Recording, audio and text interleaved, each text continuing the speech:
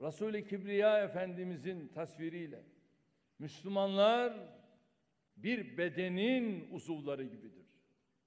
Nasıl vücudumuzun bir organı acı çektiğinde diğer organlar da o acıyı hissediyorsa, dünyanın neresinde olursa olsun din kardeşlerimizin dertleriyle dertlenmek bizim ana vazifemizdir.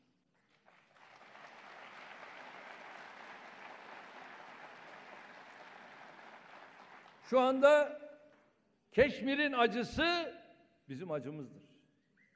Arakan'ın acısı bizim acımızdır. Filistin'in acısı bizim acımızdır.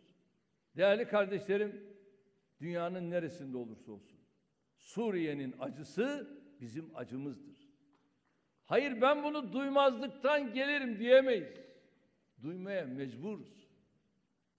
Ve unutmayalım, haksızlık karşısında susan sadece dilsiz şeytandır.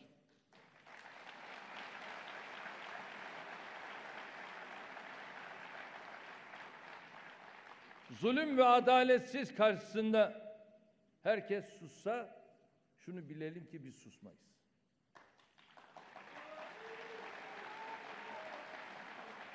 Suriyeli bir çocuğun acısını, Gazze'li bir yetimin yürek sızısını, Yemen'de, Somali'de evlatlarına bir kuru ekmek dahi götüremeyen babaların hüznünü, Keşmirli kardeşlerimizin sıkıntılarını biz kalbimizde hissediyoruz.